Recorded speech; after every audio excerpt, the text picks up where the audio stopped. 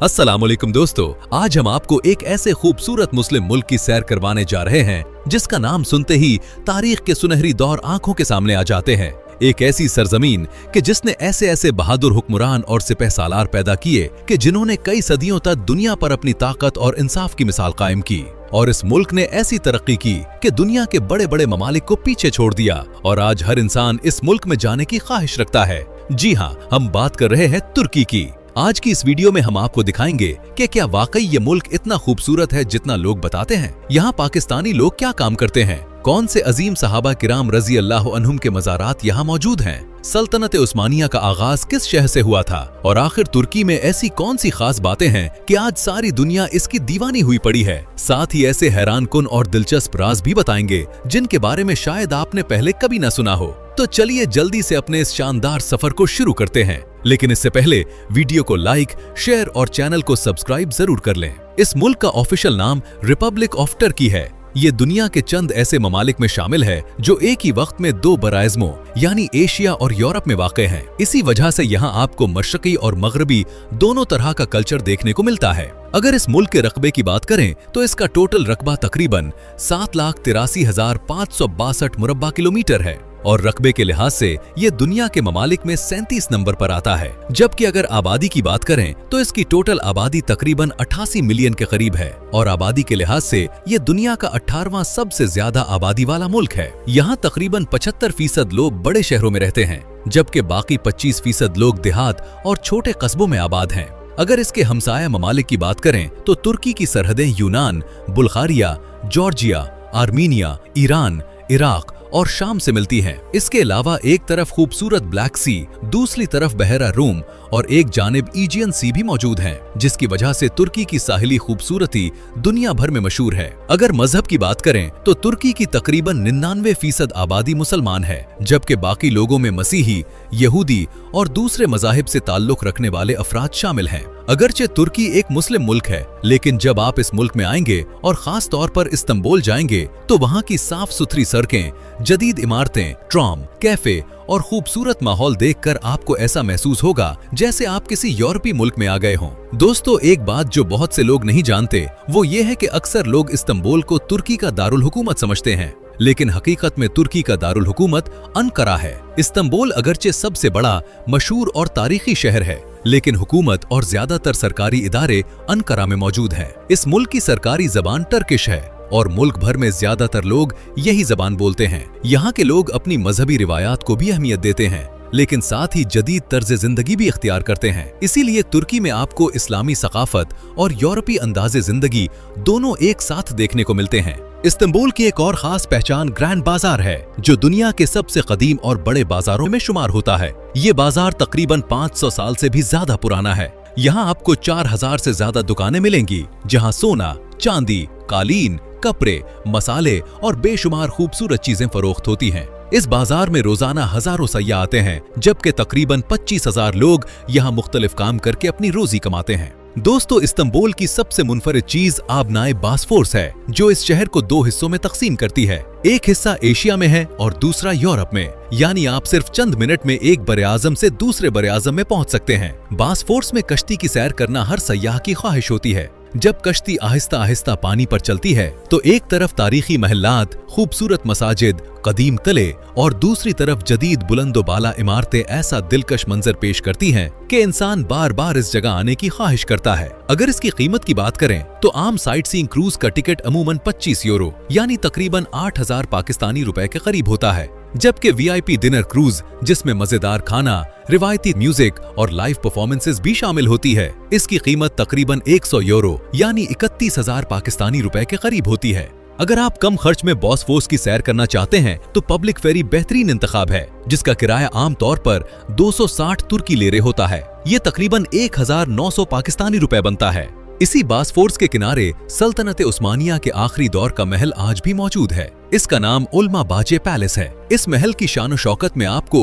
यूरोपी तर्ज तामीर और इस्लामी फन तामीर का हसीन मंजर देखने को मिलेगा। इस महल के अंदर दाखिल हों तो कीमती फानूस, सोने से सजी हुई छतें, शानदार कमरे और नफीस नक्शो निगार देखकर इंसान हैरान रह जाता है। अगर आप तुर्की की खूबसूरत गलियों में घूमें तो हर तरफ आपको साफ सुथरे और दिलकश रेस्टोरेंट्स नजर आएंगे। यहाँ के खाने पूरी दुनिया में अपनी मुनफरिद खुशबू और जायके की वजह से बहुत मशहूर हैं। खास तौर पर टर्किश ब्रेकफास्ट को दुनिया के बेहतरीन नाश्तों में शुमार किया जाता है। इस नाश्ते में एक या दो चीजें नहीं बल्कि कई किस्म के पनीर, जैतून, शहद, मक्खन, ताजा रोटी, अंडे और गर्म गर्म टर्किश चाय पेश की जाती है। अगर मीठों की बात करें तो बकलावा, कोनाफा, टर्किश डिलाइट और सुतलाज बहुत मशहूर हैं।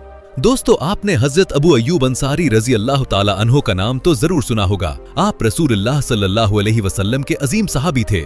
जब नबी करीम सल्लल्लाहु अलैहि वसल्लम मदीना मुनव्वरा हिजरत करके तशरीफ लाए तो आप सल्लल्लाहु अलैहि वसल्लम ने सबसे पहले हजरत अबू अय्यूब अंसारी रजी अल्लाह अन्हो के घर क़याम फरमाया। इसीलिए उन्हें रसूलुल्लाह सल्लल्लाहु अलैहि वसल्लम का मेजबान होने का अजीम एजाज हासिल है। जब उमवी दौर में मुसलमानों ने कुस्तुनतुनिया की तरफ लश्कर रवाना किया तो हजरत अबू अय्यूब अंसारी रजी अल्लाह अन्हो की उम्र तकरीबन 80 साल से ज्यादा थी, लेकिन उनके दिल में इस्लाम की दावत की इतनी तरफ थी कि अपने बुढ़ापे के बावजूद वो इस सफर में शरीक हुए। फिर कुस्तुनतुनिया के मुहासरे के दौरान आप रजी अल्लाह अन्हो शदीद बीमार हो गए और महसूस हुआ कि आखिरी वक्त करीब है, तो आपने लश्कर के सिपह सालार से एक खास वसीयत की। आपने फरमाया, जब मेरा इंतकाल हो जाए तो मुझे हत्तल इम्कान दुश्मन की सरजमीन के अंदर ले जाकर दफन करना। कुछ ही अरसे बाद तकरीबन 50 हिजरी यानी 670 ईस्वी में मुहासरे के दौरान आप रजी अल्लाह अन्हो का इंतकाल हो गया। आप रजी अल्लाह अन्हो की वसीयत के मुताबिक आप रजी अल्लाह अन्हो के जसद मुबारक को शहर की फसील के करीब तक ले गए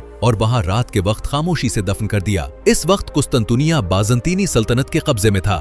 तकरीबन 800 साल बाद 1453 ईस्वी में जब सुल्तान मोहम्मद फातिह ने कुस्तुनतुनिया फतह किया तो रिवायत के मुताबिक उनके रूहानी उस्ताद आख शमसुद्दीन ने हजरत अबू अय्यूब अंसारी की कब्र की जगह की निशानदही की। इसके बाद सुल्तान मोहम्मद फातिह ने वहां एक शानदार मस्जिद और मजार तामीर करवाया जो आज अय्यूब सुल्तान मस्जिद के नाम से मशहूर है। आज ये मजार इस्तांबुल के इलाके अय्यूब में वाक़ है, जहां दुनिया भर से लाखों मुसलमान फातिहा पढ़ने और दुआ के लिए आते हैं। उस्मानी दौर में नए सुल्तान भी तख्त नशीन होने से पहले यहां आकर दुआ करते थे, जिससे इस मकाम की तारीखी अहमियत का अंदाजा होता है। इसी तरह उस्मानी सल्तनत के अजीम और ताकतवर हुक्मरान सुल्तान सुलेमान अव्वल, जिन्हें सुल्तान सुलेमान कानूनी भी कहा जाता है, उनका मकबरा भी इस्तांबुल में मौजूद है। ये मकबरा शहर की मशहूर सुलेमानिया मस्जिद के खूबसूरत इहाते में बनाया गया है। ये मस्जिद अपनी खूबसूरती, शानदार फन्ने तामीर और तारीखी अहमियत की वजह से दुनिया भर में मशहूर है और हर साल लाखों सयाह और मुसलमान इसे देखने आते हैं। दोस्तों, आपने यकीनन मौलाना जलालुद्दीन रूमी रहमतुल्लाह अलैह का नाम जरूर सुना होगा। वो इस्लामी दुनिया के अजीम सूफी बुजुर्ग, मशहूर शायर और फलसफी थे। उनका मजार तुर्की के शहर कोनिया में वाक़ है। हर साल लाखों लोग यहाँ हाजिर होते हैं क्योंकि मौलाना रूमी ने अपनी जिंदगी में मोहब्बत, अमन और इंसानियत का पैगाम दिया। उनकी मशहूर किताब मसनवी शरीफ को इस्लामी अदब का एक कीमती खजाना समझा जाता है। दोस्तों, तुर्की में सिर्फ यही नहीं बल्कि उस्मानी खानदान के कई बादशाहों, शहजादों और अहम शख्सियात के मकबरे भी महफूज हैं, जिन्हें बड़ी एहतियात से संभाला गया है। यही वजह है कि तारीख से दिलचस्पी रखने वाले लोग दुनिया भर से उन्हें देखने आते हैं। अब बात करते हैं एक ऐसे मकाम की जिसका नाम सुनते ही सल्तनत उस्मानिया की शुरुआत याद आ जाती है। सोगोत मगरबी तुर्की का एक छोटा मगर निहायत तारीखी कस्बा है। यही वो जगह है जहां एर्तुगरुल गाजी अपने कबीले के साथ आकर आबाद हुए थे। बाद में उनके बेटे उस्मान गाजी ने इसी इलाके से उस्मानी सल्तनत की बुनियाद रखी, जो आगे चलकर दुनिया की सबसे ताकतवर मुस्लिम सल्तनतों में शामिल हुई और तकरीबन 600 साल तक कायम रही। सोगूत में आज भी एर्तुगरुल गाजी का मजार मौजूद है। उस्मानी सुल्तानों ने इस मजार की तामीर और हिफाजत का खास ख्याल रखा और आज भी इसे बहुत खूबसूरती से महफूज रखा गया है। हर साल सितंबर के महीने में यहाँ एर्तुगरुल गाजी की याद में बड़ी तकरीबात मुनक्किद की जाती हैं, जिनमें तुर्की के मुख्तलिफ इलाकों से हजारों लोग शिरकत करते हैं। दोस्तों, जब से एर्तुगरुल ड्रामा दुनिया में मकबूल हुआ है, इसके बाद से इस तारीखी मकाम की शोहरत में कई गुना इजाफा हो गया है। अब हर साल लाखों सयाह सोगूत आते हैं ताकि एर्तुगरुल गाजी के मजार पर हाजिरी दें और यही वजह है कि सोगूत आज तुर्की के सबसे अहम तारीखी मकामात में शुमार किया जाता है। दोस्तों, सल्तनत उस्मानिया के बानी उस्मान गाजी थे। उन्हीं के नाम पर इस अजीम सल्तनत का नाम उस्मानी सल्तनत रखा गया। आज भी उनका मकबरा तुर्की के तारीखी शहर बुर्सा में मौजूद है। ये मजार तौफाने की पहाड़ी पर वाक़ है, जहां हर साल हजारों लोग इस अजीम हुक्मरान को खराज अकीदत पेश करने आते हैं। इसी मकाम पर उस्मान गाजी के बेटे और सल्तनत उस्मानिया के दूसरे सुल्तान और खान गाजी का मजार भी मौजूद है, जिसकी वजह से ये जगह उस्मानी तारीख की अहम तरीन यादगारों में शुमार की जाती है। अगर हम तुर्की की कदीम तारीख पर नजर डालें तो 334 क़िब्ले मसीह में मशहूर यूनानी फातेह सिकंदर आजम ने इस इलाके को फतह किया, लेकिन उनकी वफात के बाद उनकी सल्तनत ज्यादा अरसा कायम न रह सकी और मुख्तलिफ हिस्सों में तकसीम हो गई। इसके बाद इस इलाके पर कई ताकतवर सल्तनतों ने हुकूमत की, जिनमें आर्मीनी, रूमी और बाद में बाजंतीनी सल्तनत भी शामिल थी। सन 330 ईस्वी में रूमी शहंशाह कुस्तंतीन आजम ने इस शहर को अपनी सल्तनत का दारुल हुकूमत बनाया। इसी के नाम पर इस शहर का नाम कुस्तंतनिया रखा गया। इससे पहले इस शहर को बेजंतियून कहा जाता था, जबकि आज पूरी दुनिया इसे इस्तंबुल के नाम से जानती है।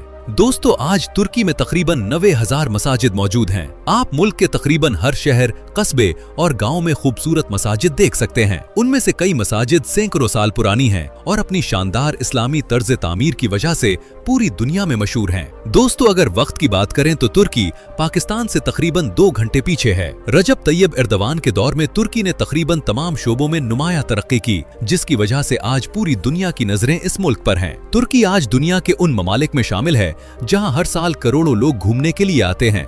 2025 की सरकारी रिपोर्ट के मुताबिक तकरीबन 6 करोड़ गैर मुल्की सयाह तुर्की पहुंचे, जो मुल्क की तारीख के बड़े रिकॉर्ड्स में से एक है। इससे अंदाजा लगाया जा सकता है कि दुनिया भर के लोग तुर्की की खूबसूरती, तारीखी मकामात, इस्लामी विरसे और जदीद शहरों को देखने के लिए कितने बेताब रहते हैं। ज्यादातर सयाह इस्तंबुल, इंतालिया, कैपाडोकिया, इजमीर, बुर्सा और कोनिया जैसे मशहूर शहरों का रुख करते हैं। कुछ लोग इस्तंबुल की तारीखी मसाजिद और बाजार देखने आते हैं। कुछ कैपाडोकिया में रंग बिरंगे हॉट एयर बलून की सैर का लुत्फ उठाते हैं, जबकि बहराए रूम के साहिली इलाके अपने साफ नीले पानी, खूबसूरत साहिलों और लग्जरी रिजॉर्ट्स की वजह से लाखों सयाहों को अपनी तरफ खींचते हैं। यही वजह है कि तुर्की को आज दुनिया के खूबसूरत तरीन सयाहती ममालिक में शुमार किया जाता है। तुर्की की जदीद रियासत के बानी मुस्तफा कमाल अटातुर्क थे।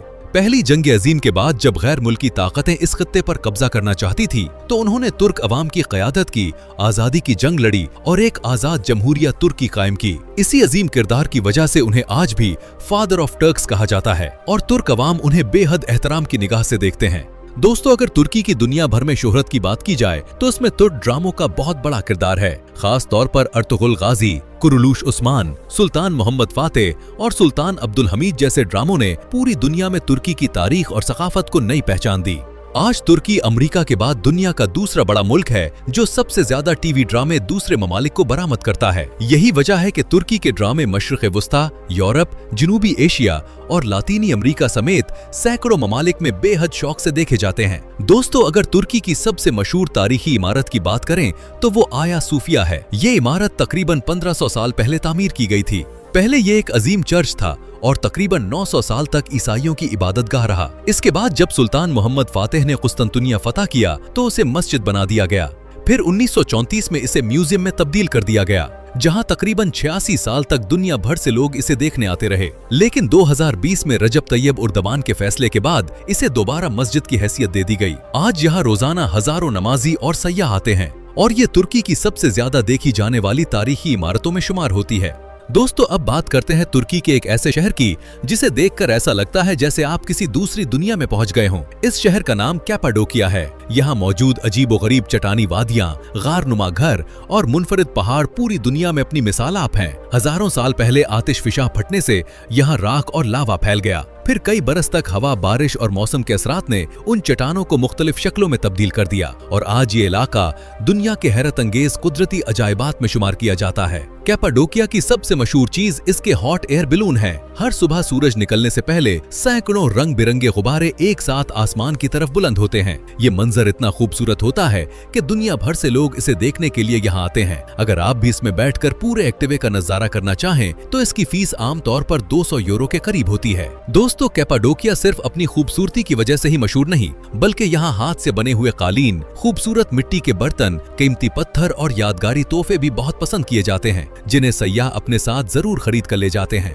अगर आप कभी तुर्की जाएं तो चंद जगह ऐसी हैं जिन्हें हरगिज नहीं छोड़ना चाहिए। सबसे पहले आती है आया सूफिया, जिसके बारे में हम आपको पहले बता चुके हैं।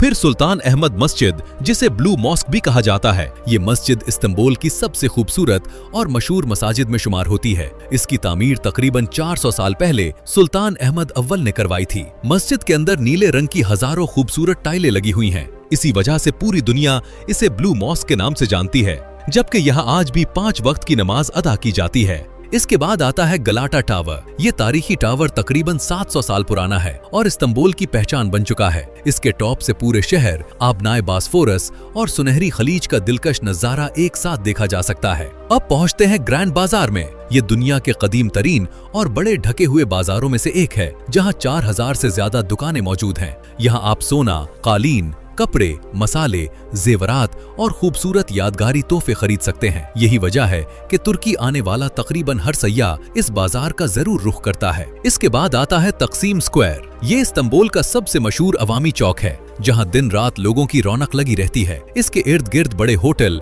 शॉपिंग सेंटर, कैफे और तारीखी ट्रॉम मौजूद हैं, जो इस जगह की खूबसूरती में मजीद इजाफा करते हैं। अगर आप इस्तांबुल की जदीद जिंदगी को करीब से देखना चाहते हैं तो तकसीम स्क्वायर बेहतरीन जगह है। अब चलते हैं टोप कॉपी महल की तरफ। तकरीबन 400 साल तक यही महल उस्मानी सुल्तानों की रिहाइशगाह और सल्तनत का इंतजामी मरकज रहा। इस महल के अंदर शाही खजाना, कीमती नवादरात, खूबसूरत बागात और इस्लामी तारीख से वाबस्ता कई नायाब चीजें महफूज हैं। यहाँ आकर ऐसा महसूस होता है जैसे इंसान सदियों पुरानी उस्मानी सल्तनत में पहुँच गया हो। अब बात करते हैं बेसिलिका सिस्टर्न की। ये जमीन के नीचे बनाया गया एक हैरत अंगेज पानी का जखीरा है, जिसे तकरीबन 1500 साल पहले बाजंतीनी दौर में तामीर किया गया था। यही वजह है कि ये जगह इस्तांबुल के मुनफरिद तरीन तारीखी मकामात में शुमार होती है। और आखिर में चलते हैं कैमाकली अंडरग्राउंड सिटी की तरफ। ये जमीन के कई मंजिल नीचे बनाया गया एक कदीम जेरे जमीन शहर है, जहां हजारों लोग हमलों के दौरान पनाह लिया करते थे। इस शहर में रहने के कमरे, बावर्ची खाने, इबादतगाहें, पानी के कुएं और हवा आने जाने का मुकम्मल इंतजाम मौजूद था। आज भी इसे देखकर लोग हैरान रह जाते हैं कि सैकड़ों साल पहले इतनी जदीद मंसूबाबंदी आखिर कैसे मुमकिन हुई। दोस्तों, इन तमाम मकामात की सैर आपको तुर्की की तारीख, सकाफत और अजमत को करीब से महसूस करने का मौका फराहम करेगी। दोस्तों, अब चलते हैं तुर्की के एक ऐसे मकाम की तरफ जो देखने में किसी ख्वाब से कम नहीं लगता। इस जगह का नाम पमुक्कले है, जिसका मतलब है कपास का किला। दूर से देखने पर इसकी सफेद सीढ़ी नुमा चट्टानें बिल्कुल बर्फ के पहाड़ों या रोई के ढेरों जैसी दिखाई देती हैं, लेकिन हकीकत में ये मादनियात से भरपूर गर्म पानी के हजारों साल तक बहने से बनी है। यहाँ कुदरती गर्म पानी के चश्मे मौजूद हैं, जहाँ दुनिया भर से आने वाले लोग नहाते हैं और इस पानी को सेहत के लिए भी मुफीद समझते हैं। यही वजह है कि पमुक्कले को यूनेस्को ने वर्ल्ड कल्चरल हेरिटेज में भी शामिल किया है। दोस्तों, अब बात करते हैं इंतालिया की, जो बहरा रूम के साहिल पर वाक़े तुर्की के खूबसूरत तरीन शहरों में से एक है। यहाँ नीला शफाफ समंदर, सुनहरी साहिल, सरसब्ज पहाड़ और कदीम तारीखी मकामात एक साथ देखने को मिलते हैं। हर साल लाखों सयाह सिर्फ इंतालिया की खूबसूरती से लुत्फ अंदोज होने के लिए यहाँ आते हैं। इस शहर में कदीम रूमी बंदरगाह, हेड्रेन गेट और कई तारीखी अजायब घर मौजूद हैं, जहाँ रूमी, सल्जूकी और उस्मानी दौर की नायाब चीजें महफूज की गई हैं। इंतालिया अपने मजेदार समंदरी खानों और रिवायती तुर्क पकवानों की वजह से भी बहुत मशहूर है। तो दोस्तों, ये था आज का हमारा बहुत ही शानदार और खूबसूरत तुर्की का सफर। आपको इस मुल्क की किस बात ने सबसे ज्यादा हैरान किया, कमेंट बॉक्स में जरूर बताइएगा। वीडियो को लाइक, शेयर और चैनल को सब्सक्राइब भी जरूर कीजिएगा। मिलते हैं अगली वीडियो में एक नए और शानदार सफर के साथ। तब तक के लिए अल्लाह हाफिज।